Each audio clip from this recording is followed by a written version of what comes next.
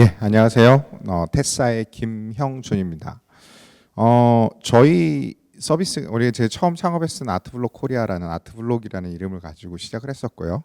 그리고 지금은 저희가 이제 테사라는 브랜드로 지금 서비스를 2020년 4월 말에 이제 런칭을 해서 현재까지 계속 진행을 하고 있습니다. 저희 이름은 테사는 원래 영어에서 보면 여자 이름이거든요. 여자 이름인데 이걸 거꾸로 읽어보시면 에셋입니다. 즉 자산의 관점을 뒤집는다. 라는 게 저희의 모토입니다. 그래서 앞에서 이제 비브리게 이사님께서 또 언급을 하셨는데, 미술품에 대한 결국은 소액 투자 플랫폼을 만들어가는 게 저희 테스가 하고 있는 일입니다. 저희가 가고자 하는 길은 그겁니다. 그러니까 세계적 거장의 작품, 모든 미술품이 아니라 기본적으로 기초 자산이 되는 그 미술품이 이미 미술 시장에서 금전적 가치가 검증이 돼 있고 그거에 대해서 많은 검증이 돼 있어서 실제로 사람들이 투자할 수 있었던 그 자산 자체를 누구나 소액으로 투자하고 회수할 수 있는 그러한 시장을 만들어 간다는 게 테스가 하고자 하는 일입니다. 그러면 이제 뭐 미술에 대해서 많이 아시는 분들도 계시겠지만 약간 그런 이러한 미술 자산이 어떤 특징이 있는지를 먼저 좀 설명을 하도록 하겠습니다. 아까 세계적 거장이라고 제가 표현했는데 소위 저희는 블루칩 아트라는 단어를 씁니다. 그러한 이미 여러분들이 많이 들은 피카소, 데비드 호크니, 바스키아, 키스 에링 여러 가지 많이 들어봤죠. 이러한 작가들, 즉 그러한 작가들에 대한 작품들의 그 가치 변동성들은 저기에 보이는 그래프처럼 저기 아트 프라이스드 100라는 한 상위 100위에 있는 작품들의 가치 상승률들입니다. 이것과 이 S&P 500 주식에 비교해 볼 때도 꾸준하게 성장하는 게 사실 이런 그 블루칩 아트의 특성들입니다. 거기다가 이거는 이제 시티뱅크에서 발간했던 리포트인데요. 이 자산들의 특징은 다른 자산과 종속성이 굉장히 낮다. 즉 앞에서 이제 그림에 보시면 이 그래프가 살짝 떨어지는 때가 있죠. 우리나라 이제 전 세계적 금융위기가 왔을 때 주식은 바닥으로 가죠. 근데 이러한 블루칩 미술품은 분명히 떨어지기도 합니다. 근데 그 안에서도 어느 정도 그 하향에 대한 바텀들이 존재하는 것이 바로 이러한 자산의 특징입니다. 그러면 이제 궁극적으로 저희가 이것들을 하는데 기존의 미술 시장에서 일반 컬렉터들 기존의 그 미술 시장을 대변하기 위한 방법이 아닙니다. 저희는 대중이 이거에 어떻게 참여할 수 있는 방법론들을 만들고자 하는데 그럼 대중은 관심이 있느냐를 한 가지 예를 들어서 본다면 작년엔 코로나 때문에 아무것도 없었죠. 그 전년도 2019년도에 데이비드 호크니 전시가 열렸습니다. 우리나라 서울시립미술관에서 거기에 3개월간 35만 명이 거기에 방문했어요. 그럼 15,000원짜리 티켓을 사고 그리고 나중에는 2만 원짜리 포스터를 사는 그렇게 많은 사람들이 관심을 갖고 있었던 시장인 거죠. 그러나 이분들은 여태까지 미술 시장에서 거래의 주체는 아니었습니다. 왜? 너무 비싸거든요. 그러면 문제점은 그겁니다. 일단 투자성이 높은 그런 미술 작품들은 기본적으로 3천만 원, 업계에서 말하는 3천만 원, 5천만 원 이상이 돼야 합니다. 근데 일반 개인이 3천만 원을 들여서 그림을 산다는 건 굉장히 어려운 결정들이겠죠. 그리고 두 번째가 이 미술 작품이 과연 어느 정도 가치가 있는지, 투자적 가치가 있는지에 대한 그러한 설명들이 되게 부족합니다. 그걸 수치화하고 사람들이 이해할 수 있는 언어로 리포트를 하고 하는 것들이 되게 많이 부족했던 겁니다. 그거에 대해서 테스가 접근하는 것은 그겁니다. 하나는 이 자산들을 유동화하기 위해서 비싸니까 나누어야죠. 나누는 방법은 여러 가지가 있습니다. 앞에서 설명하셨던 것처럼 증권화를 하는 방법이 있습니다. 그리고 또 그것을 민법상 공유라는 방법으로 할 수도 있습니다. 저희도 두 가지를 다 접근하고 준비를 했었고 현재 테사 서비스는 민법상 공유라는 방법을 씁니다. 즉 하나의 동산 자산을 공동 계약을 맺습니다. 저희가 이 작품들을 미리 다 매입을 합니다.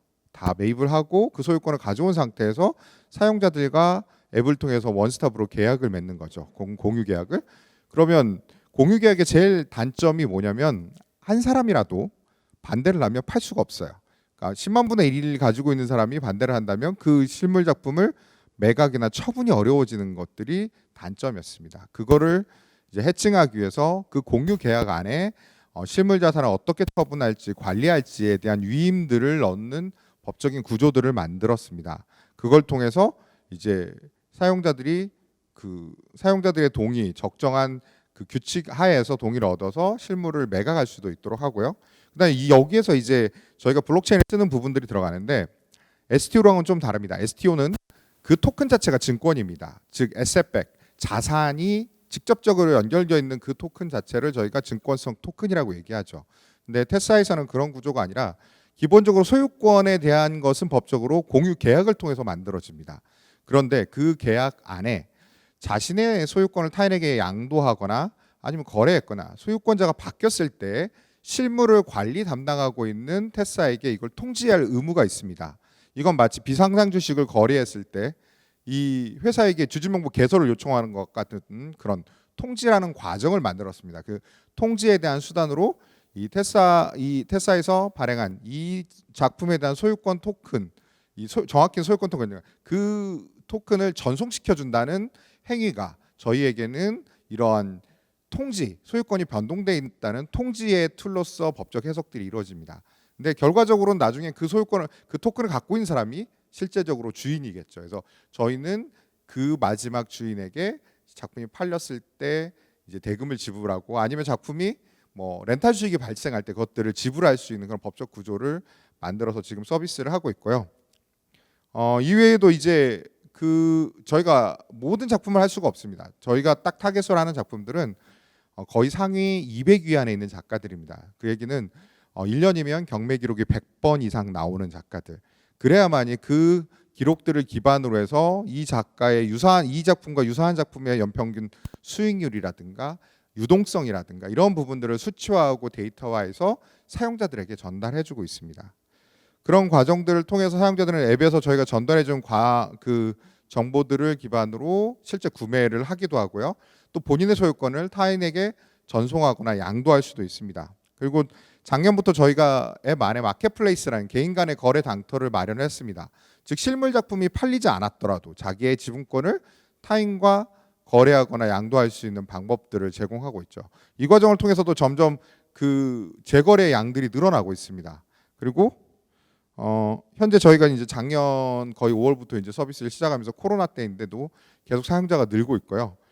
현재 지금 이제 회원 가입한 건 누적 한 10,000명이 넘어서 11,000명 정도가 되고 그 중에서 한 3,300명이 3,400명 정도가 현재 지금 분할 소유권 구매에 참여하고 실제로 그것들을 재거래하고 있습니다. 그래서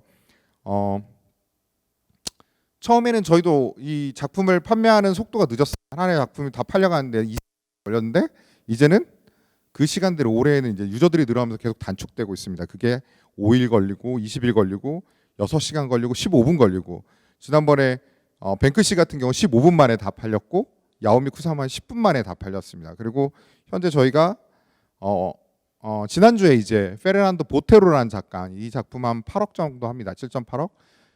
한 첫 번째 5억 원어치가 1시간 20분 만에 전부 다 팔렸고요. 거기에 참여한 사람들은 한 990명 정도가 참여를 했습니다. 오늘 2차 분이 또 판매를 다시 개시했고 현대백화점에서 이제 실물 작품들을 공개하고 뷰잉을 하고 있습니다. 현재까지 보니까 거의 75% 이상 팔렸고 이제 1,400명 정도가 이미 참여를 하고 있습니다. 그래서 현재 지금 MZ 세대들을 보면 많이 이런 것들에 직접 이제 참여하고 본인들이 여기에서 작게는 1,000원부터 많이 결제하시면 한 1,500만 원까지도 결제를 하십니다. 그래서 이렇게 참여하는 시장들이 만들어져 가고 있는 것들을 볼 수 있고 점점 그 크기는 크게 커지고 있습니다.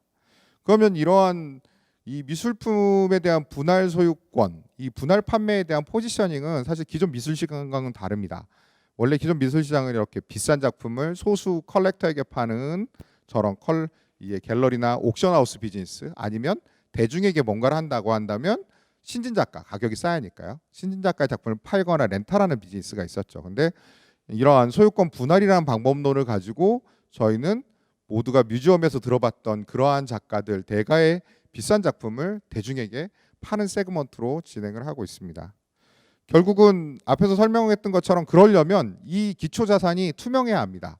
대중들도 알아야 하고요. 그 작가가 누구인지 알아야 하고 그게 어느 정도 가치가 있는지를 설명해 줄 수 있어야 하고 이게 투자적 가치가 있다는 걸 수치화할 수 있어야 합니다. 그래서 어찌 보면 저희보다도 앞서서 많은 팀들이 이것들을 시도했었는데 이제 저희가 되게 많은 하이푸드를 지고 있는데 그 중요한 요소 중에 하나가 바로 이러한 것들을 수치화하고 대중에게 설명하는 부분들이 많이 공감을 하고 그 데이터를 믿고 많은 사람들이 구매에 참여하고 있습니다. 뭐 이제 저희가 지금 쓰고 있는 이 블록체인은 지금 현재 클레이튼 네트워크를 쓰고 있고요. 그다음에 작품의 소유권이 이동될 때에 대한 통지 툴로 쓰고 있는 거는 클레이튼 네트워크에서 저희는 FT입니다. 네, NFT가 아닙니다. 왜냐하면 그 토큰 안에는 통지의 수단이기 때문에 최종적으로 소유권자가 바뀐 사람 신원을 알아야 합니다. 그래서 이 신원이 인증이 완료돼 있는 그 주소로만 전송이 될 수 있도록 스마트 컨트랙트 안에 화이트리스트 기능이 들어가 있습니다. 그래서 저희 앱을 통해서 실명 인증이 완료된 그 주소, 그 사용자의 주소로만 전송이 가능하도록 만들어졌습니다. 그래서 최근에 이제 이 미술계, 특히 크립토나 이 미술 쪽에 대해서 많이 화두가 됐던 게 NFT였죠. 그래서 저희한테도 되게 많은 문의가 들어옵니다. 그래서 그럼 NFT 최근에 제일 많이 보면 옆에 아마 보시는 그림이 아까 저희가 뱅크시 작품을 팔았다고 했는데 뱅크시 작품을 불태우고 그 이미지를 가지고 NFT를 만들었던 얘기. 그다음에 크리스티에서 엄청나게 몇백억에 팔렸던 얘기들이 많이 회자가 됩니다. 그러면 많은 사람들이 그렇습니다. 그 뱅크시 작품을 불태워갖고 그 이미지를 넣어서 NFT로 6배, 몇 배 이상의 비싸게 팔았다는데 이거는 그 작품에 대한 소유권일까요? 아닙니다. 사실 이거는 저작권법 위반입니다. 미술품에서의 저작권은 실물 소유주랑은 상관이 없습니다. 저희가 하고 있는 테사가 하고 있는 건 실물의 소유권을 가지고 그걸 분화하고 하는 법적 체계들을 만들어서 진행을 했지만 예를 들면 NFT 안에다가 이미지를 넣었다. 어떤 작품의 이미지를 넣었다. 근데 그 작품의 소유자가 아니면 그건 이미지에 대한 저작권 위반이 됩니다. 그러니까 뱅크시의 작품을 가지고 그렇게 불태우고 그 이미지를 넣어서 팔았다는 건 뱅크시가 소송을 하면 이길 겁니다. 저희가 여태까지 많은 법적 검토를 했지만 그런 경우들이 되고 그러면 NFT 자체에 대한 소유권을 담을 것인가? 직접적으로 토큰에 대해서 이게 NFT건 FT건 상관없습니다. 직접적인 에셋백이 된다면 그 토큰은 NFT라도 증권성 토큰이 됩니다. 법률적으로. 그렇다면 증권이 되기 때문에 아무나 발행할 수 없죠. 그러니까 일반인도 발행할 수 없고 그것을 함부로 유통시킨다는 건 자본시장법 위반이 되게 됩니다. 그리고 또 하나가 이제 많은 이슈들이 나오는 것들이 이제 디지털 아트를 담으면 되지 않겠느냐. 아트를 디지털. 그러니까 디지털 아트라는 거는 미술계에서 사실 그 컨텐츠를 디지털 아트라고 하지 않습니다. 디지털 아트는 그 컨텐츠가 어떠한 채널과 어떠한 디스플레이를 통해서 얘가 보여지느냐의 전체적인 인스톨레이션을 포함한 것들이 사실 디지털 아트가 됩니다. 때로 인터랙션이 들어가기도 하고요. 근데 그 안에서 그 디스플레이가 되는 이미지와 영상만을 모아서 이것을 NFT에 담았다고 한다고 그게 디지털 아트인가? 처음에 이제 막 많은 사람들이 그거에 대한 버블들이 있었는데 데이비드 호크니 그 현대미술의 대가가 저런 말을 했죠. 사기라고. 그러니까 그런 것처럼 우리가 잘 이해를 해야 합니다. 그거 자체가 아트라는 것보단 저희는 오히려 그거는 일종의 굿즈다. 그러니까 대가들 중에 예를 들면 제프 쿤스라는 되게 유명한 화가가 있습니다. 그 사람은 자기 작품이 있으면 그 작품의 피규어들을 굉장히 많이 만들어요. 제프 쿤스도 그렇고요. 카우스도 그렇고요. 그러면 그거 자체도 한정판으로 나옵니다. 그리고 비싸게 팔립니다. 근데 그게 작품이라고 하진 않습니다. 마찬가지로 현재 지금 NBA 팝샵도 마찬가지고요. 걔가 어떠한 권리 표상을 하진 않습니다. 단 기념이 될 수 있는 요소. 그러니까 미술계도 마찬가지입니다. 이 작품이 여기에 담았다고 해서 그 작품의 소유권을 표창할 수도 없고요. 법적인 이슈들이 생기고 저작권을 표창할 수도 없습니다. 그렇기 때문에 오히려 스폰서십을 할 수 있는 그러한 후원 NFT, 즉 기념품, 메달, 아니면 수비니어 이러한 형태들로 접근하는 것이 가장 법적인 부분부터 시작해서 많은 것들에 대해서 회피할 수 있다고 생각합니다. 그래서 제가 왜 갑자기 뜬금없이 뒤에 NFT 얘기를 했냐면 저희도 이제 이 미술품에 대한 분할 소유권을 만들고 그 거래하는 플랫폼을 만들고 하게 되게 많은 그 노력들하고 법적인 비용들과 시간들을 많이 쏟았는데 그러한 자산에 대한 유동화를 하기 위해서는 단순히 이게 이 토큰이다 이것 때문에 유동화가 되는 것이 아니라 그거를 뒷받침해 줄 수 있는 많은 제도적 장치들을 해야 합니다. 그래서 NFT에 대해서도 마찬가지고요. 그게 NFT건 FT건 저는 동일하다고 생각합니다. 그래서 그런 면에서 우리가 너무 오해를 하는 것도 큰 리스크가 있고 그 NFT를 접근하는 것도 결국은 그 도메인, 이게 아트 아니면 뭐 게임 이런 것처럼 그 도메인에 대한 많은 검토들과 함께 일어나야만이 좋은 그 결론들이 나올 수 있다고 생각합니다. 예, 여기까지 발표를 마치도록 하겠습니다.